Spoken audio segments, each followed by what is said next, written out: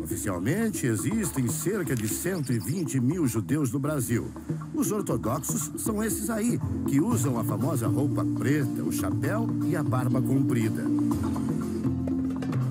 Se engana quem pensa que só eles são judeus no Brasil. Mas afinal, como descobrir quem tem sangue judaico por aqui? Já já você vai conhecer um teste de laboratório que promete revelar se um brasileiro tem ou não o que este pesquisador chama de DNA de Abraão. Podemos retornar diversas gerações e identificar o DNA judeu, o DNA de Abraão, no sangue de qualquer indivíduo. Descendentes do povo hebreu da Bíblia são mais comuns no nosso país do que a gente imagina. Como mostra do Recife o repórter Jairo Bastos. Num primeiro olhar, o policial Alisson da Silva é um pernambucano como tantos outros. Trabalha nas ruas para garantir a segurança dos moradores do Recife. Mas quando chega em casa, Alisson se transforma. Shema Israel, Adonai Eloheinu. Nem sempre foi assim. Eu comecei a ler um jornal e descobri a questão de sobrenomes e o fato do período inquisitorial no Brasil, em Portugal e Espanha. A pesquisa entrou fundo no passado da família Silva. E quem diria? Alisson descobriu que o sobrenome mais popular do Brasil tem uma forte ligação com os judeus portugueses. Tá na relação também de família judaica que ficou conhecida como Cristão Novo, que se esconderam e praticaram o cristianismo aberto, né? Mas dentro de casa ele conservava o seu judaísmo. Ele percorre a pé o caminho que leva à sinagoga na periferia do Recife. Um a um, chegam outros descendentes do povo hebreu da Bíblia. Muitos praticavam os costumes judaicos desde a infância sem saber. Chegava na sexta-noite, minha avó, minha bisavó, ela colocava um lenço na cabeça, acendia umas velas. Eu perguntava para ela por que ela fazia aquilo, ela não sabia dizer, era para chamar os santos. A refeição é um momento especial. O pão judeu, trançado em 3 tiras, está lado a lado dos pratos nordestinos, como a farofa de jerimum e o purê de macaxeira. Juntos, brasileiros que se descobriram judeus recentemente celebram suas origens. A emoção toma conta da mesa. Para eles, descobrir-se judeu é saber que fazem parte de um povo que cruzou o Mar Vermelho e chegou à Terra Prometida.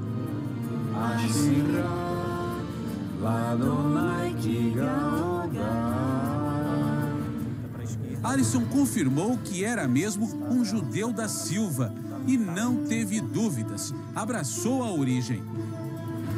Mas não deixa de lado suas raízes nordestinas. Escute só este cântico. Adon Olam Shemala Beteren Koyet Sinivra. Essa melodia te lembra alguma música? Quando olhei a terra arder, a fogueira de São João, perguntei, Deus do céu, por que tamanha judiação?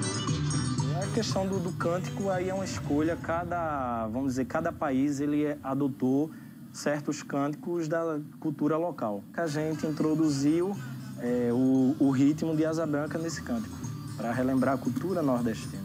Belireshit, Belitarlit, Velo Haoz, Verrasmirá.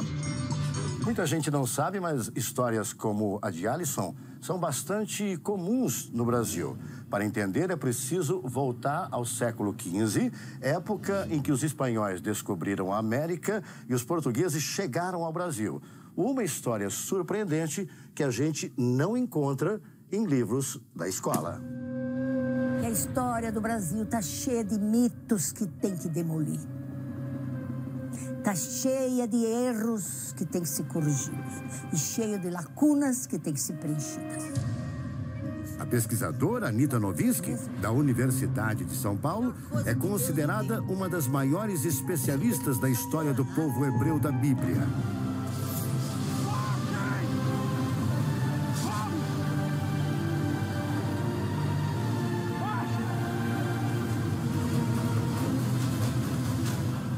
Depois que o povo de Israel passa pelo Mar Vermelho, o exército do faraó Ramsés é engolido pelas águas.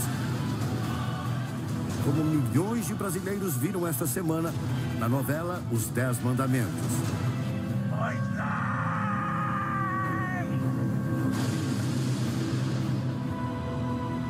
Os hebreus permanecem no deserto por 40 anos, até alcançarem a terra prometida, Israel.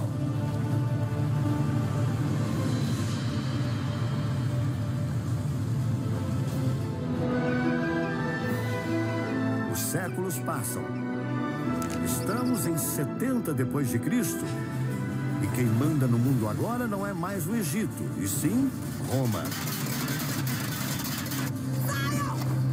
É neste ano, 70 de nossa era, que o Império Romano expulsa os hebreus da Terra Prometida. Os filhos de Israel se dispersam e passam a vagar pelo mundo. Quase 15 séculos se passam. Muitos judeus escolhem Portugal e Espanha para viver. Quando, por volta do ano de 1500, os reis católicos destes reinos e a Inquisição da Igreja começam uma violenta campanha contra os seguidores do judaísmo. Na Espanha, o rei Fernando e Isabel, que são os reis católicos, eles deram uma opção aos judeus. Ou você se converte ou você vai embora. Portugal não deu opção. Obrigado a se converter. Foi nessa época que os antepassados de um dos maiores apresentadores da TV brasileira tiveram que deixar a Espanha. O próprio Silvio Santos já se emocionou ao contar essa história. Era o Dom Isaac Abravanel. Consertou as finanças da Espanha. Depois, quando chegou a Inquisição, os reis católicos Fernando e Isabel disseram: você fica e o teu povo, o povo judeu vai. Ele falou: não, o povo judeu vai e eu vou junto. Quem insistisse em praticar o judaísmo poderia terminar na fogueira da Inquisição Católica. Por isso, muitos filhos de Israel fugiram da Europa para um lugar distante, o recém-descoberto Brasil. O Brasil só mandava mesmo, era castigo, né? Desterrar para o Brasil era castigo no primeiro século. Era só mata e... Nada, não tinha nada. E morria de malária. O número de imigrantes judeus era muito maior do que os livros de história mostram. Documentos apontam que 3 em cada 4 habitantes do Brasil colônia eram os chamados cristãos novos. Isso mesmo, 3 em cada 4. Judeus que fingiam ser católicos nas ruas, mas que mantinham os costumes judaicos dentro de casa. Tem um viajante francês que veio para cá. Quando ele voltou para lá, ele disse: 3/4 da população no Brasil é cristã nova. Isso eu tenho documentado. Segundo a pesquisadora, nomes importantes da nossa história tinham sangue judeu. Eram os casos do padre José de Anchieta, um dos fundadores da cidade de São Paulo, e de muitos bandeirantes que exploraram o interior do país, como Borba Gato, Fernão Dias e Raposo Tavares. O Raposo Tavares era judeu? Judeu. É. E eu tenho provas. O povo hebreu da Bíblia se espalhou pelo território brasileiro. Muitos tentaram a sorte nos engenhos de açúcar do Nordeste, principalmente durante a invasão holandesa do século XVII. O lugar que teve mais judaísmo no Brasil, mais que a gente tem no documento, porque a gente não sabe o que aconteceu aqui, que não está escrito, né? É Paraíba. E é lá, na Paraíba, onde vive Dona Lourdes Ramalho, de 90 anos. O pai de Dona Lourdes era comerciante no Rio Grande do Norte e foi obrigado a se mudar com os filhos para fugir da perseguição. Ficou 1 ano longe da terra natal. Quando voltou... Não tinha mais gado, não tinha mais terra, não tinha mais nada. O que é que tinha acontecido? A igreja tinha tomado. Assim como os parentes de Dona Lourdes, milhares de brasileiros foram atormentados pela Inquisição durante quase 300 anos. É o que mostra de Lisboa o correspondente Theo Taveira. O que você vai ver agora são provas históricas de um dos maiores massacres da humanidade. Quem nos acompanha nesta busca é a pesquisadora Maria Eloy. Lá dentro nos deparamos com verdadeiras relíquias. Este decreto é considerado o mais raro do arquivo. Ele foi assinado pelo Papa Paulo III em 1536 e iniciava oficialmente a perseguição a qualquer pessoa que não seguisse o catolicismo. Além dele, mais de 40 mil documentos comprovam o terror enfrentado pelos judeus durante quase 300 anos. As páginas são tão antigas que precisamos usar luvas para não danificá-las. E logo surgem as primeiras vítimas, nomes que soam familiares aos ouvidos brasileiros. O pai se chama Manuel Rodrigues e a mãe Grácia Fernandes. A lista dos judeus executados é enorme e inclui outros sobrenomes muito comuns no Brasil. São os casos de Fonseca, Correia, Mendes, Cardoso, Pereira, Silva e Lopes. Declaram a ré Maria Lopes por convencida no crime de heresia, em sentença de excomunhão maior e em confiscação de todos os seus bens para o Fisco e Câmara Real. Um trecho da sentença chama a atenção da pesquisadora. O inquisidor pede à justiça que a condenada não seja morta na fogueira. Isto é o máximo da hipocrisia, porque o ato de entregar a ré à justiça é para isso mesmo. Para que ela morra. Para que ela morra. A pena dos judeus era anunciada em outro ponto da capital portuguesa, a Igreja de São Domingos. A igreja, hoje ponto turístico no centro de Lisboa, era um dos locais onde milhares de judeus condenados na Inquisição Portuguesa ouviam as sentenças antes de serem mandados para a morte. Depois partiam para uma caminhada fúnebre de cerca de 1 quilômetro pelas ruas da cidade. As últimas palavras que os condenados ouviam eram as ofensas de quem acompanhava a cerimônia. A procissão terminava aqui na Praça do Comércio. No lugar daquele monumento era montada uma grande fogueira, onde, um a um, os judeus eram queimados vivos. Os utensílios utilizados pela Inquisição, os processos, tudo, aquilo é uma aberração. E não era apenas a morte que aterrorizava os judeus brasileiros. Outras marcas dolorosas da Inquisição estão expostas em Belo Horizonte, como mostra o repórter Luiz Gustavo. Criado há 3 anos em Belo Horizonte, o Museu da Inquisição mostra o que acontecia com brasileiros que insistiam em preservar os costumes do judaísmo. Ele punha um braço aqui e ficava suspenso, e nos pés iam colocando pesos. O braço levantando. Até desmembrar os membros superiores e até mesmo a coluna cervical ou a coluna lombar. Outro instrumento de tortura era a chamada guilhotina dos pés. A pessoa sentava numa cama, numa cadeira, punha os pés aqui, os pés eram travados, se passava torcinho ou manteiga como combustível para aumentar a dor e se jogava fogo. Bastava uma denúncia, mesmo sem provas, para que se abrisse um processo contra um judeu. E apesar da confissão sob tortura, muitos não escapavam da fogueira da Inquisição. Ele poderia receber a pena máxima capital, que era a morte, a execução nas fogueiras, mas a tortura existia em todos os casos. Para o fundador do museu, revelar essa história oculta de milhares de brasileiros é o pagamento de uma dívida com seus antepassados.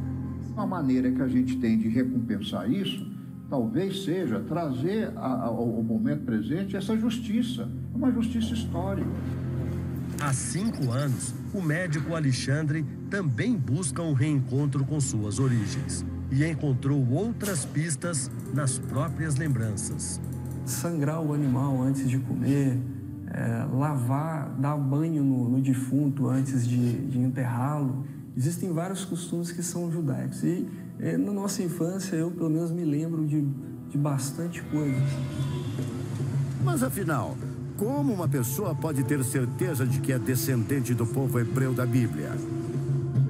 Os historiadores Paulo Valadares e Guilherme Feigenboim já ouviram bastante essa pergunta. Para nossa surpresa, a maioria das pessoas que nos procuravam não eram judeus, eram brasileiros, cristãos.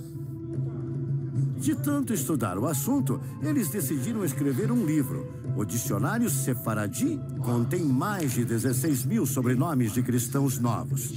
A lista inclui os nomes de alguns brasileiros famosos.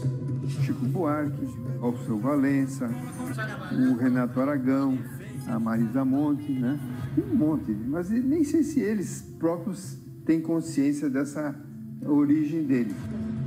Além do sobrenome, é preciso fazer uma pesquisa genealógica, ou seja, descobrir nomes de familiares que viveram na época do Brasil colônia e que passaram pela Inquisição. Na Torre do Tombo, tem lá todos os processos de Inquisição. Se você descobrir um pentaavô, um trisavô teu que pegou um processo de Inquisição e foi condenado, a probabilidade é altíssima.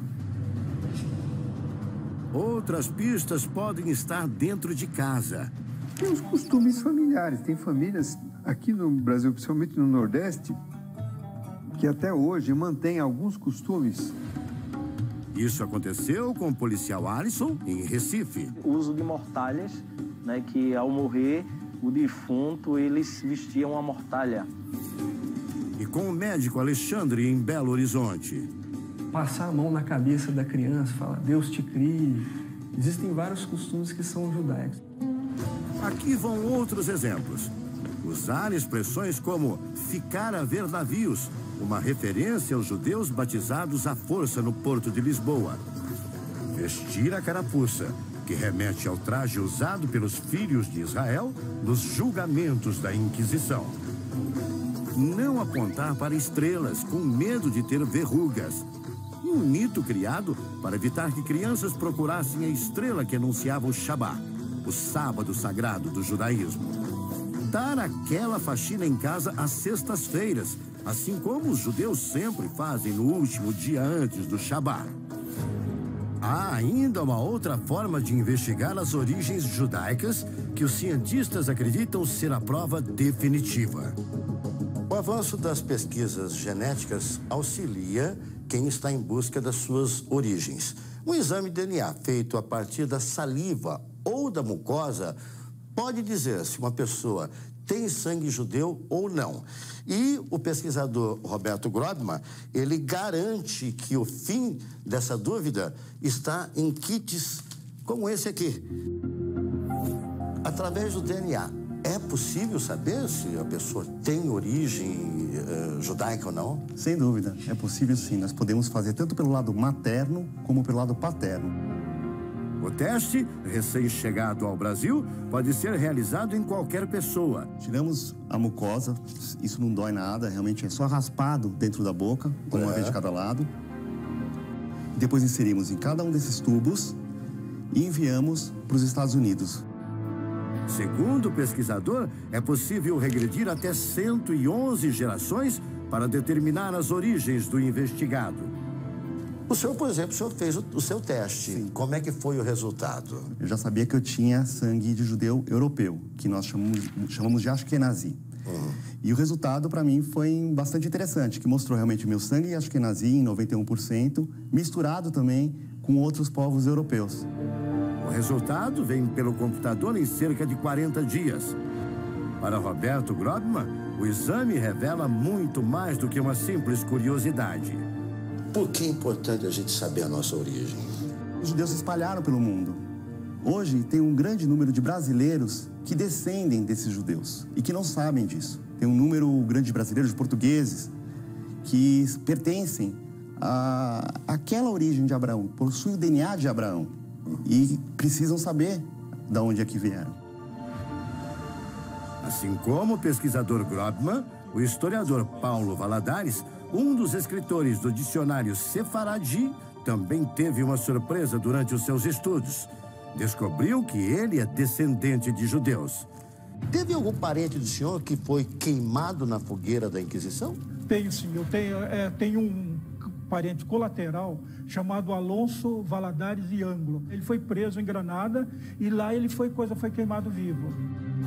Paulo precisa conter as lágrimas ao ler um poema em espanhol sobre a perseguição aos judeus. E no somos de um ermitano em ocasos de la imperfeição. O senhor, um estudioso, um historiador, lê um poema e se emociona. O senhor quase chorou agora. Sim. É tocante assim? Para mim porque isso é da pele. Essa pele que eu tenho hoje, eu devo a eles. O que eu penso hoje, tudo, é desse pessoal.